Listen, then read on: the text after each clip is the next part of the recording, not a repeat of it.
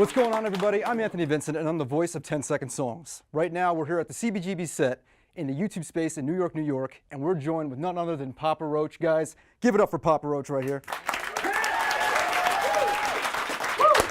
Their new album, Fear, will be released on January 27th, and today they're giving us an exclusive acoustic performance showcasing some of those songs. Guys, could you tell us what song you're going to be playing first? Face Everything and Rise.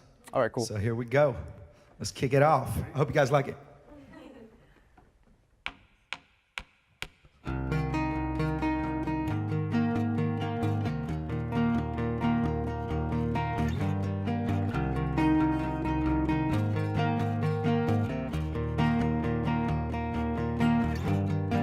Streets crawl with a deadly omen. Outside I see a world that's broken. I can't breathe, my heart is choking. I need a cure for this life I've chosen. The pain is a blessing in disguise. I feel it cutting and it's cutting like a knife. The pain is a blessing in disguise. I feel it cutting and it's cutting like a knife. Face everything and rise. Never gonna quit until I die. Angels keep falling from the sky. I'll take the broken wings and learn to fly. I will face everything and rise.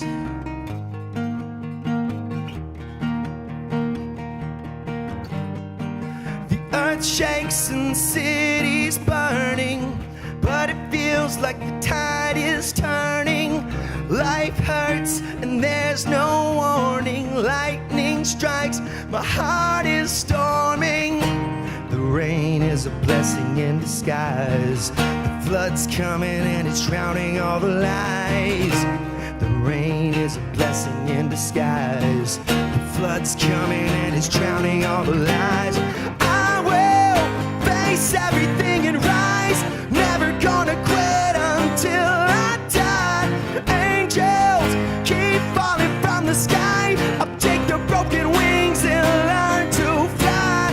I will face everything and rise. Face everything and rise.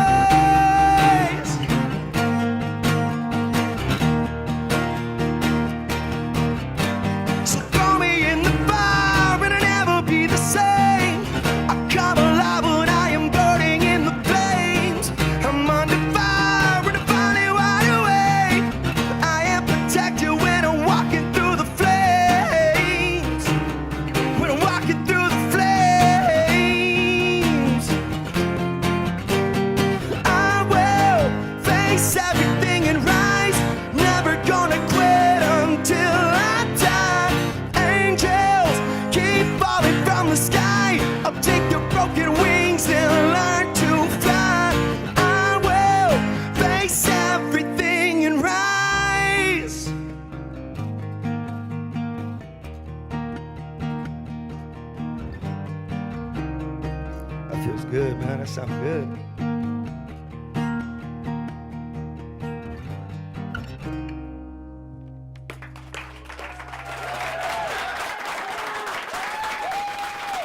Guys, that was awesome.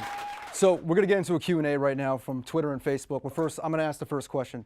So this new album, it was recorded in Las Vegas, correct? Yes. So, Jacoby, I want to ask you, how would you describe the contrast of what it meant to recording it in Sin City and how it relates to the album? Well, you know, that was essentially the last place I wanted to go record a record. You know, we did the record before at our studio in Sacramento. We kept calling the producer. I'm trying to come up with reasons not to come to Vegas. I'm like, it's too dry, man. I just got vocal surgery. It's too dry out there. He's like, we got humidifiers, man.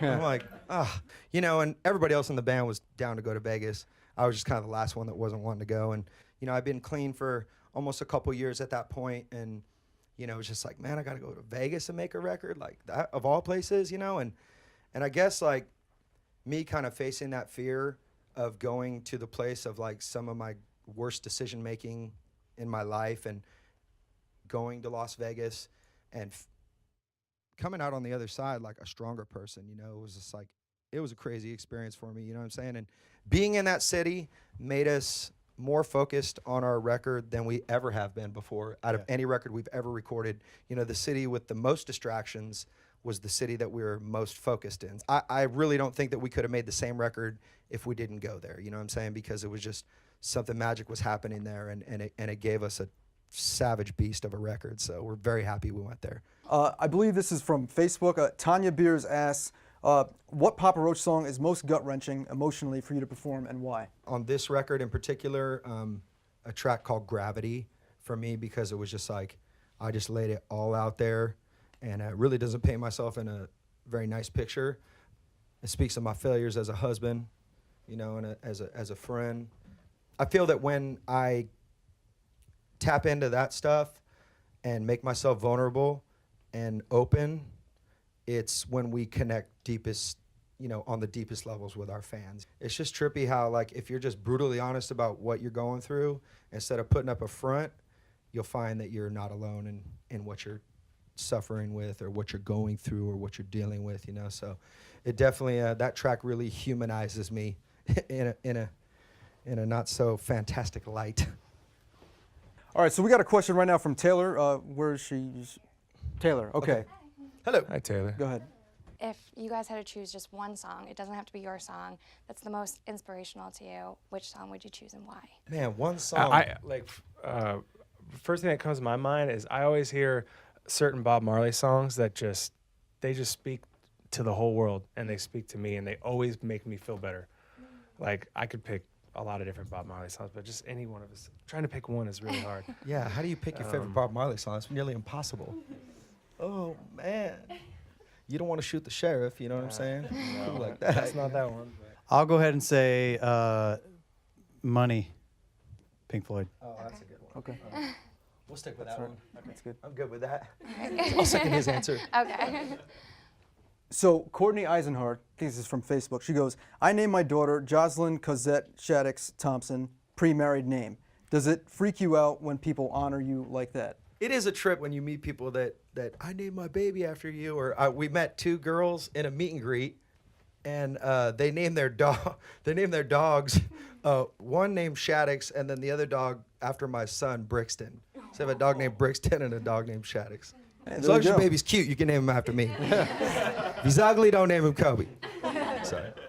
All right. Okay, so we have Marissa Hamby Jacoby. I know you have 3 boys. What is your favorite age? Do you and your wife want to have more, and would you want to have a girl?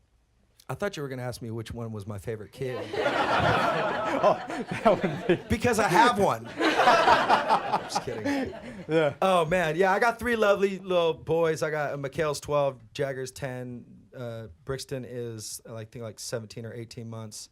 Me and my wife were trying to have a girl, and we did all, like, you can, like, I don't know, like when the wind's blowing, you know, when the wind's blowing that way and it's 82 degrees and the sun's over there, you know, you're supposed to get after it and you'll have a girl. Well, we did all those kind of like old wives' tales, and he ended up having another little baby boy, which is cool, but I'm done. Who do you run the demos by? Do your families get to hear incomplete tracks?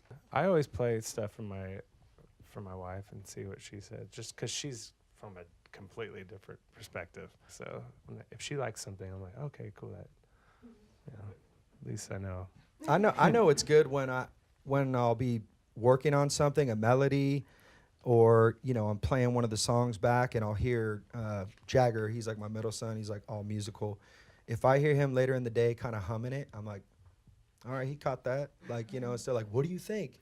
You know, and I'll catch him humming a couple of the tunes, and that's always a good sign. My brother, who's out with us too, he's like the one that we run a lot by too. We're like, what do you think? He always gives us the cool ideas, the cool cred of if something's worthy or not.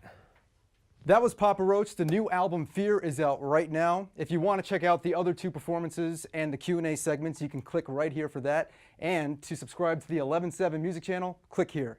I'm Anthony Vincent. I'm the voice of 10 Second Songs. Thanks for watching. Good job, dude.